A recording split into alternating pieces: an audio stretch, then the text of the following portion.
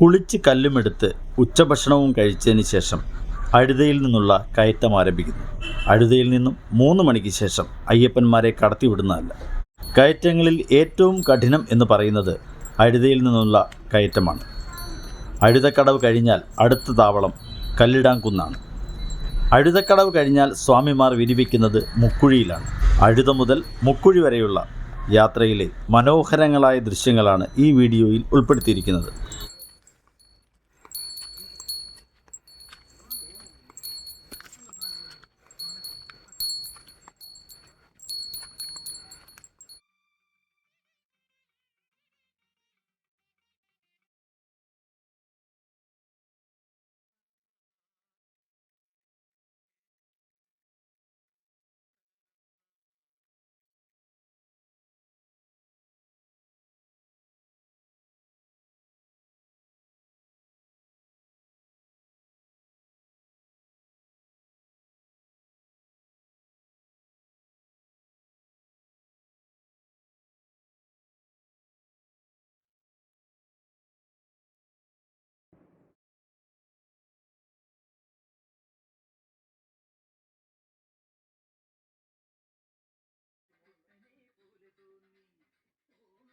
ഇത് കല്ലിടാംകുന്ന്.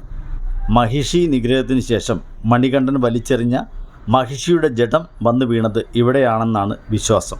മഹിഷിയുടെ ജഡം തുറസായ സ്ഥലത്ത് കിടന്നാൽ അത് വളർന്ന് സൂര്യചന്ദ്രന്മാരുടെ ഗതി നിലയ്ക്കും എന്ന് മഹാവിഷ്ണുവിൻ്റെ മുന്നറിയിപ്പിനെ മാനിച്ച് മണികണ്ഠൻ മഹിഷിയുടെ ജഡത്തിന് മുകളിൽ കല്ലിട്ടു. തുടർന്ന് ഇതുവഴി പോകുന്ന അയ്യപ്പന്മാർ അഴുതാ നദിയിൽ നിന്നും മുങ്ങിയെടുക്കുന്ന കല്ല് ഇവിടെ ഇടുന്നു. ഇതിനാൽ ഈ സ്ഥലത്തിന് കല്ലിടാംകുന്ന് എന്ന പേര് വന്നു.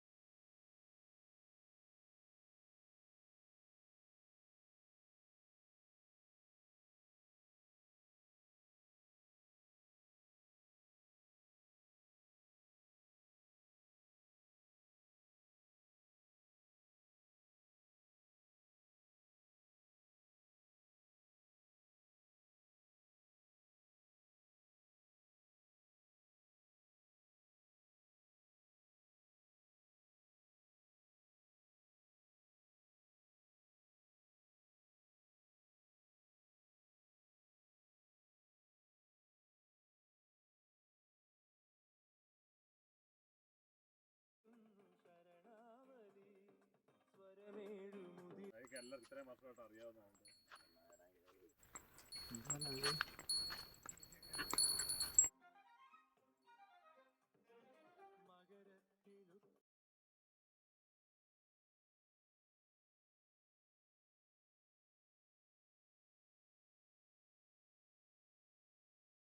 കല്ലിടാംകുന്നും കഴിഞ്ഞ് കാനനപ്പാത താണ്ടിയെത്തുന്ന അടുത്ത താവളമാണ് ഇഞ്ചിപ്പാറ കോട്ട. അയ്യപ്പൻ്റെ പോരാളികളിൽ ഒരാളായ ഉടുമ്പാറവില്ലൻ്റെ കോട്ടയാണ് ഇതെന്ന് വിശ്വാസം. ഇവിടെ ശാസ്താവിൻ്റെ ഒരു ചെറിയ ക്ഷേത്രം മലയരയന്മാരാൽ പാലിച്ചു പോരുന്നു.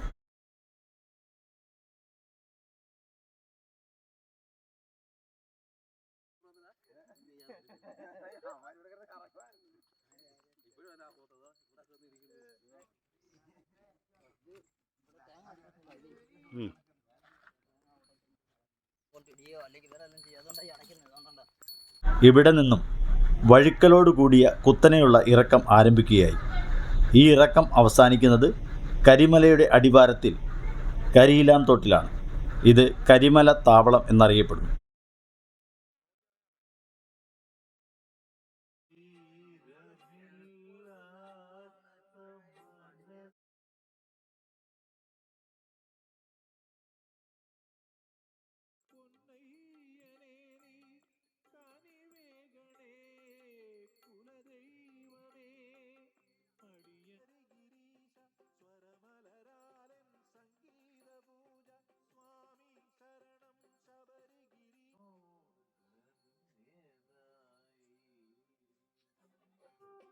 തിരിമെല്ലെ താണു മഞ്ചബരിക്ക് ദേവനം സ്വാമി കീർത്തനം ചാർത്തിടുമ്പോ ത്രയംബക നന്ദനേ സ്വാമി ത്രയംബക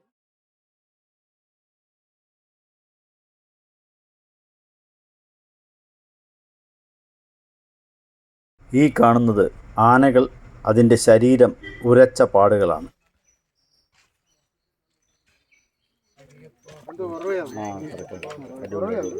യാത്രാമധ്യേ ഏവരെയും അത്ഭുതപ്പെടുത്തിക്കൊണ്ട് കണ്ട ഒരു ജലസ്രോതസ്സാണ്.